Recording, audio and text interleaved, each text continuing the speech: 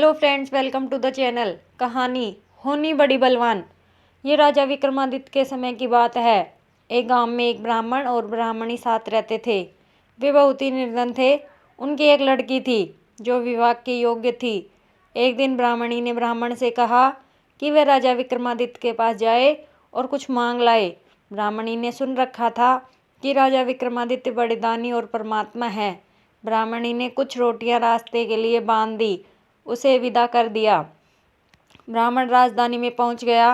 राजा विक्रमादित्य हर रोज ब्राह्मण और गरीबों को दान देते थे। ब्राह्मण राजा के पास पहुंचा और अपनी कथा सुनाई। राजा ने उसे 2 खच्चर और 2 सोने की मोहरें दे दी। ब्राह्मण खुशी खुशी घर की ओर चल दिया। जाते जाते रात हो गई। उसने खच्चर एक पेड़ के नीचे बांध दिए और रात भर जागता रहा कि कहीं कोई उनका धन चुरा न ले। किंतु थके होने के कारण उसकी आंख लग गई। उसके सोते ही जंगल की ओर से एक औरत खच्चर व सोने की मोहरें चुरा कर ले गई। जब सुबह ब्राह्मण जागा तो खच्चर गायब थे। जेब में हाथ डाला तो मोहरें भी गायब थी। ब्राह्मण बहुत निराश हुआ। वह सोचने लगा, अब घर जाकर ब्राह्मणी को क्या मुंह दिखाएगा। जो उसे मिला था सारा धन चला गया। ब्राह्मणी के डर से वह पुनः राजा के पास गया और अपनी कहानी सुनाई कि किस तरह उसका धन चोरी हो गया। राजा ने उसे इस बार 4 खच्चर और 4 सोने की मोहरें दान में दी। ब्राह्मण और भी प्रसन्न मुद्रा में घर की ओर चल दिया। इस बार उसे रास्ते में रात पड़ गई, किंतु उसने निश्चय किया कि वह रात भर जागता रहेगा। होनी तो होकर रहती है। उसे नींद आ गई। होनी फिर औरत का रूप धरकर आई और खच्चर व मोहरें चुरा कर ले गई। जब ब्राह्मण सुबह जागा तो सारा धन लुट चुका था। अब फिर सोच में पड़ गया कि घर क्या मुंह लेकर जाए। घर जाना भी कठिन था और राजा से मांगना भी। आखिरकार हार कर वह ब्राह्मण फिर राजा के पास गया और फिर से चोरी का हाल सुना दिया। राजा ने इस बार ब्राह्मण को 8 खच्चर और 8 मोहरें दी। ब्राह्मण फिर घर की ओर चल दिया। राजा भी भेष बदलकर उसके पीछे आ गया। ब्राह्मण ने इस बार सोच कर रखा था कि वह किसी भी कीमत पर घर पहुंचेगा, रात को रास्ते में नहीं रुकेगा। लेकिन जल्दी जल्दी चलने पर भी उसे रास्ते में ही रात हो गई। इस बार भी उसने जाते समय कोशिश की, परंतु उसे नींद आ गई। जैसे ही ब्राह्मण की आंख लगी, होनी औरत का रूप लिया और उसका धन चुरा लिया। राजा ने पेड़ के पीछे से उसे देख लिया था और पूछा, तुम कौन हो और बार बार इसका धन क्यों चुरा रही हो। औरत ने बताया कि मैं होनी हूँ। मैं जिसे लग जाती हूँ उसके पास कुछ नहीं छोड़ती। तुम चाहे इसे कितना भी धन दो, मैं इसे कंगाल करके रखूंगी। राजा ने कहा, अच्छा, तुम में इतनी शक्ति है तो मुझे लग जाओ, मैं राजा हूँ, देखता हूँ तुम क्या कर लेती हो मेरा। होनी ने ब्राह्मण के खच्चर और धन वापस कर दिया और राजा को व्याप हो गई। राजा अपने महल वापस आ रहा था कि उसे कोढ़ हो गया। वह 1-2 दिन इधर उधर भटकता रहा। देखते ही देखते उसका सारा शरीर गलने लगा। राजा एक अन्य नगर में रास्ते के किनारे बैठ गया। आते जाते लोग राजा को दूर से भीख फेंकने लगे। एक बार एक तेलिन ने कौड़ी पर थोड़ा सा तेल फेंका। जब वो बाजार में तेल बेचने गई तो उसका तेल बढ़ गया और उसकी अच्छी कमाई हुई। दूसरे दिन तेलिन ने और तेल कौड़ी पर फेंका। पिछले दिन की तरह उसे और अधिक कम पैसे मिले। ये बात उसने तेली को बताई। तेली कौड़ी राजा को उठाकर घर ले आया और कोहलू के पास एक झोंपड़ी बनाकर उसमें ठहरा दिया।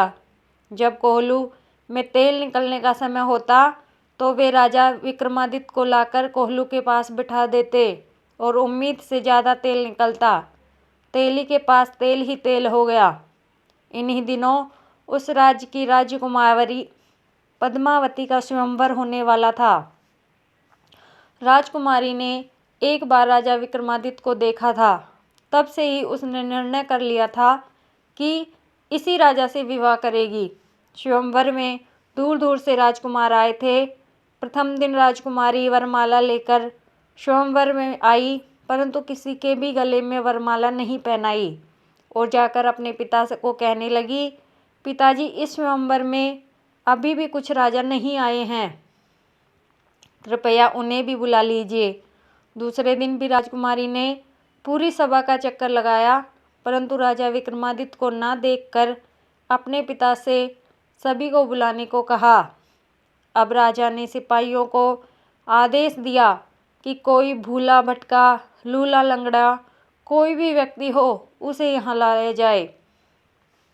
सिपाही ने तेली के घर जाकर उस कोढ़ी अपाहिज व्यक्ति को देखा तो उसे उठाकर स्वयंवर में ले आए।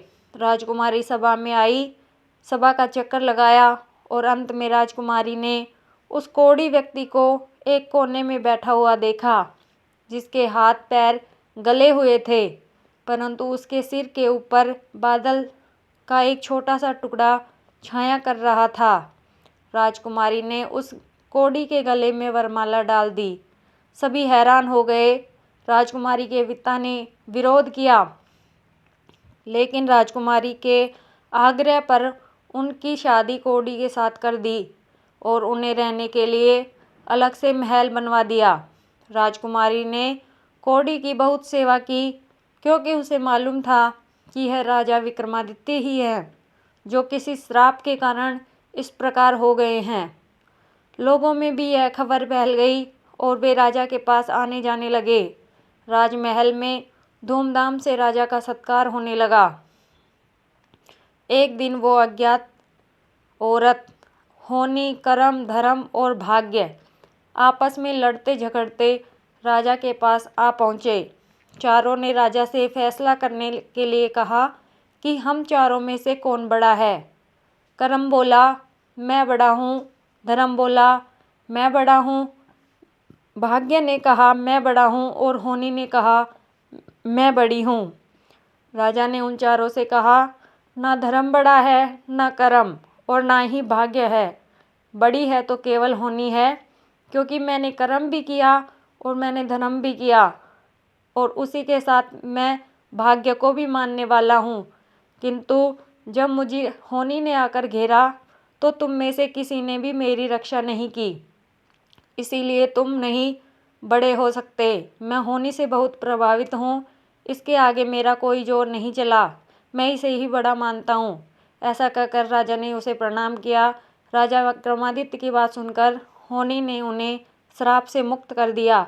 राजा का कुष्ठ रोग हट गया। ये देखकर राजा रानी बहुत प्रसन्न हुए। उनका राजपाट पहले के जैसा का जैसा हो गया। दोस्तों, अगर कहानी पसंद आई हो तो चैनल को सब्सक्राइब करें, वीडियो को लाइक करें और ऐसे ही और कहानी देखने के लिए कमेंट बॉक्स में कमेंट करें। धन्यवाद।